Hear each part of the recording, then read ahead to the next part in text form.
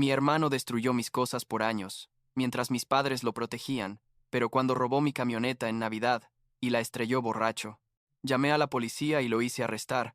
Ahora tiene 15,000 en multas y mis padres me culpan por arruinarle la vida. Tengo 21 años. Trabajo en una empresa de logística haciendo turnos de noche y necesito contar esta historia porque lo que pasó en Navidad básicamente fue la gota que derramó el vaso después de años, literal años, de aguantar la mierda de mi hermano Derek y ver cómo mis padres lo protegían cada vez. Supongo que debería empezar por el principio, cuando éramos niños, porque esto no es algo que pasó de la nada, ¿me explico? Esto venía construyéndose desde que tengo memoria. Derek es un año mayor que yo, tiene 22 ahora, y desde que éramos chicos siempre fue el niño dorado de mis padres. Yo no sé qué tenía él que yo no, la verdad, pero mi mamá Carol siempre lo defendía en todo, absolutamente todo. Cuando teníamos como 8 y 9 años, Derek agarró mi Game Boy, ya sabes, el morado transparente que me había regalado mi abuela antes de morir, y lo tiró contra la pared porque estaba enojado porque yo no le prestaba mi juego de Pokémon. Se rompió en pedazos. La pantalla se hizo trizas, y cuando fui llorando con mi mamá, ella me dijo que yo debería haber compartido mis cosas con mi hermano, y que Derek solo era un niño que no sabía controlar sus emociones. ¿Puedes creerlo? Ni siquiera lo castigó. Mi papá Steven estaba ahí también, y solo asintió con la cabeza, como siempre hacía cuando mamá tomaba decisiones sobre nosotros. Eso fue solo el inicio, tipo el primer recuerdo que tengo de algo así, pero créeme que siguió pasando. Cuando tenía como 12 años, me compré una bicicleta BMX con mi propio dinero que había ahorrado cortando céspedes todo el verano. Me había tomado 3 meses juntar los $200 o algo así. Derek la agarró sin permiso para hacer trucos con sus amigos y la estrelló contra un árbol, dobló toda la rueda delantera y rayó la pintura. Mis padres dijeron que los accidentes pasan y que yo estaba exagerando al enojarme tanto. En la secundaria rompió mi laptop, una Dell que necesitaba para hacer trabajos, de la escuela porque se puso a descargar no sé qué cosas y le entraron virus, y cuando se puso lenta, la tiró al piso en un ataque de rabia. Otra vez cero consecuencias para él. Y yo tuve que usar las computadoras de la biblioteca por 6 meses hasta que pude ahorrar para otra. El patrón siempre era el mismo. ¿Sabes? Derek hacía algo horrible. Yo me quejaba o me enojaba, y de alguna manera yo terminaba siendo el malo de la historia. Mamá decía cosas como que yo era muy materialista, que las cosas se pueden reemplazar, que Derek no lo hacía con mala intención, que yo era el hermano menor y tenía que ser más comprensivo. ¿Y papá? Bueno, papá básicamente repetía lo que mamá decía o se quedaba callado. Nunca me defendió, ni una sola vez en todos esos años. Cuando cumplí 18 me mudé con mi tío Pete, el hermano mayor de mi mamá. Pete es ex policía, se retiró hace como 5 años, y siempre fue la única persona en mi familia que me trataba como un ser humano, normal, en lugar de como un estorbo. Creo que él veía lo que pasaba en mi casa y no le gustaba nada, aunque nunca decía mucho al respecto porque no quería causar drama con su hermana. El día que me mudé con él fue después de que Derek rompiera mi laptop nueva, la que había comprado con mi primer sueldo de un trabajo de medio tiempo en un supermercado. Llegué a casa de la escuela y estaba hecha pedazos en el piso de mi cuarto, y Derek estaba jugando videojuegos en la sala como si nada. Le pregunté qué había pasado y me dijo que se le cayó, pero la pantalla tenía una grieta en forma de puño, obviamente la había golpeado. Mis padres otra vez con lo mismo, que no podía probarlo, que tal vez sí se le cayó, que yo siempre estaba culpando a Derek de todo. Llamé a mi tío Pete esa noche, llorando de la rabia, y él me dijo que empacara mis cosas y me fuera a vivir con él. Mis padres ni siquiera intentaron detenerme, lo cual dolió más de lo que quiero admitir. Mamá, solo, dijo algo como que tal vez era bueno que me tomara un tiempo para reflexionar sobre mi actitud. Mi actitud, en serio, como si yo fuera el problema y no Derek que llevaba años destruyendo mis cosas y tratándome como basura. Vivir con el tío Pete fue como respirar por primera vez en años. Él tenía una casa pequeña de 2 habitaciones, nada lujoso, pero era tranquilo y no tenía que andar con miedo de que alguien me robara o rompiera mis cosas. Terminé la preparatoria viviendo ahí, conseguí un trabajo de tiempo completo en una empresa de logística y empecé a ahorrar dinero de verdad por primera vez en mi vida. El tío Pete no me cobraba renta. Solo me pedía que ayudara con los gastos de comida y mantuviera limpia mi área, lo cual me pareció más que justo. Cuando tenía como 19 años, creo, el tío Pete me dio su camioneta vieja. Era una Ford F-150 del 2008, azul marino, con unos 180.000 kilómetros encima, pero funcionaba perfecto. Él se había comprado una camioneta, nueva, y me dijo que la vieja era mía si la quería. Yo no podía creerlo, o sea, nunca nadie me había dado algo así, algo tan valioso sin esperar nada a cambio. Le pregunté si estaba seguro como 5 veces, y él solo se rió y me dio las llaves. Esa camioneta se convirtió en mi orgullo, ¿sabes? La lavaba cada semana, le hacía mantenimiento yo mismo siguiendo videos de YouTube, le puse fundas nuevas a los asientos. Era mía, completamente mía, y nadie me la podía quitar. Seguía viendo a mis padres de vez en cuando, tipo en cumpleaños o días festivos, más que nada porque el tío Pete me decía que a pesar de todo eran mi familia y que no debía cortar lazos completamente. Yo iba pero mantenía mi distancia. Contestaba con monosílabos cuando me hablaban y me iba lo más rápido posible. Derek vivía todavía con ellos, no trabajaba o trabajaba a medias en lo que fuera, y mis padres le pagaban todo. Tenía su propio auto, un Honda Civic que papá le había comprado cuando cumplió 18. Pero ya para cuando yo me mudé con Pete, creo que Derek iba por su segundo o tercer auto, porque seguía chocando o destruyéndolos. La primera vez que Derek me pidió prestada mi camioneta fue como 6 meses después de que el tío Pete me la diera. Su auto del momento, un Nissan Sentra o algo así, lo había chocado contra un poste de luz mientras mandaba mensajes de texto manejando. Estábamos en una cena familiar en casa de mis padres, y Derek me preguntó si podía usar mi camioneta por unos días mientras arreglaba su auto. Le dije que no, sin siquiera pensarlo. Él se puso como loco, empezó a gritar que yo era un egoísta, que él era mi hermano y que la familia se ayuda. Mamá se metió inmediatamente, diciendo que por favor considerara ayudar a mi hermano en un momento difícil, y papá dijo algo sobre que una camioneta vieja no debería ser más importante que la familia. Les dije que no, que era mi camioneta, y que conocía perfectamente bien el historial de Derek con cuidar las cosas de otras personas, o sea, mis cosas específicamente. Me fui de ahí antes de que la situación se pusiera peor, y durante las siguientes 2 semanas recibí llamadas y mensajes de texto de mis padres diciéndome que estaba siendo ridículo y que esto mostraba lo egoísta que me había vuelto viviendo con Pete. El tío Pete me dijo que había hecho lo correcto, que esa camioneta era mía y que no tenía por qué prestarle nada a alguien que nunca había respetado mis pertenencias. Ahora sí viene la parte donde todo se fue al carajo de verdad.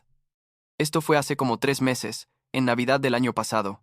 Yo había ido a la casa de mis padres para la cena navideña, básicamente obligado por el tío Pete que insistía en que debía mantener aunque sea contacto mínimo con mi familia. Derek estaba ahí, por supuesto, viviendo todavía con papá y mamá a sus 22 años sin pagar renta ni nada. Su situación con los autos había empeorado, tipo había chocado su cuarto o quinto auto, ya ni llevaba la cuenta, y ahora no tenía ninguno.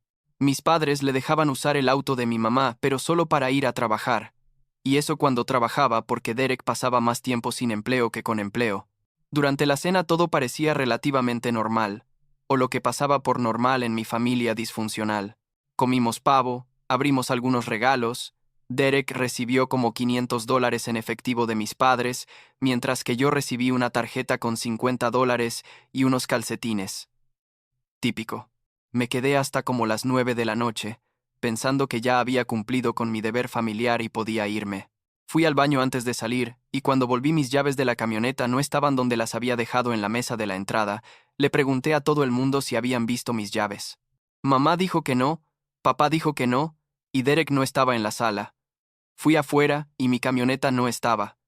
Ese hijo de puta me había robado las llaves y se había llevado mi camioneta. Volví adentro ya furioso. Literal sentía que iba a explotar, y le grité a mis padres que dónde estaba Derek. Mamá dijo que había salido a ver a unos amigos, y que volvería pronto. Yo dije que se había robado mi camioneta, y ella tuvo el descaro de decir que probablemente solo la había tomado prestada y que yo estaba exagerando como siempre. Me quedé esperando en la casa de mis padres, mandándole mensajes de texto a Derek que nunca contestó. Como a la medianoche mi camioneta todavía no volvía, llamé a la policía para reportar un robo de vehículo. El oficial que contestó me preguntó si tenía alguna idea de quién podría haberla tomado, y le dije que mi hermano la había robado con una llave duplicada, porque la única explicación era que él había hecho una copia en algún momento. El oficial dijo que enviaba una patrulla, y que mientras tanto debía quedarme en contacto. Mis padres se pusieron como locos cuando les dije que había llamado a la policía.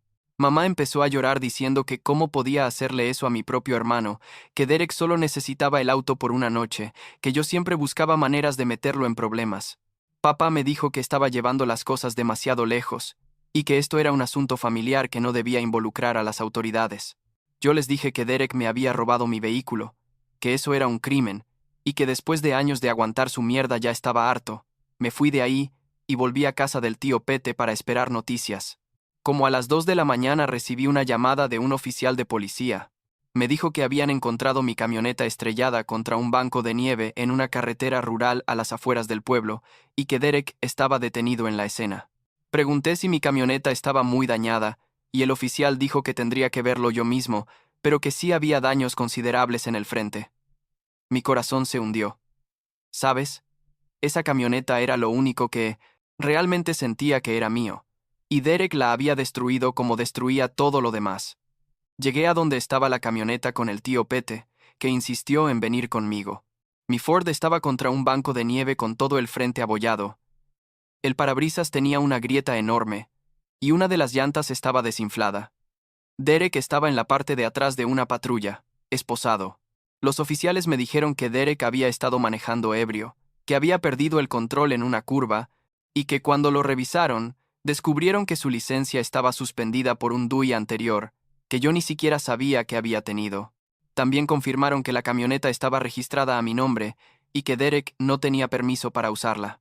Le dijeron que Derek iba a ser arrestado por DUI, manejar con licencia suspendida, manejo temerario y robo de vehículo. Yo firmé todos los papeles necesarios para confirmar que sí quería proceder con cargos por robo. El tío Pete me apretó el hombro y me dijo que había hecho lo correcto, que esto tenía que pasar eventualmente. Mi camioneta fue remolcada a un taller y yo volví a casa del tío Pete, sintiendo una mezcla de rabia y algo como alivio, no sé cómo explicarlo. Mis padres sacaron a Derek de la cárcel al día siguiente, usando dinero prestado de no sé dónde y vaciando parte de sus fondos de retiro. Me llamaron como 20 veces ese día, dejándome mensajes de voz llenos de gritos y llantos, diciendo que yo había destruido la vida de Derek, que cómo podía ser tan cruel con mi propio hermano, que la familia no se trata así. Yo no contesté ninguna llamada.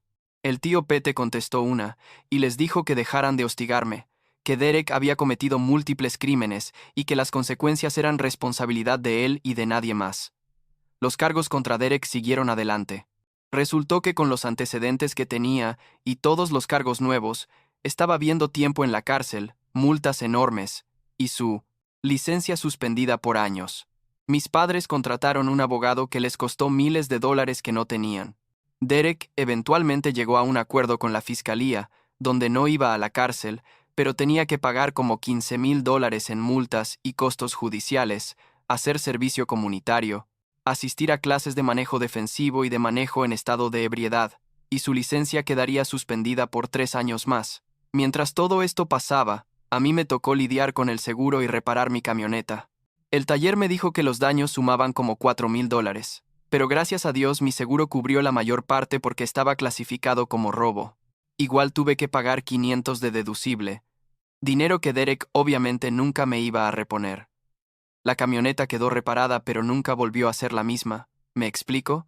Cada vez que la veía, pensaba en lo que había pasado.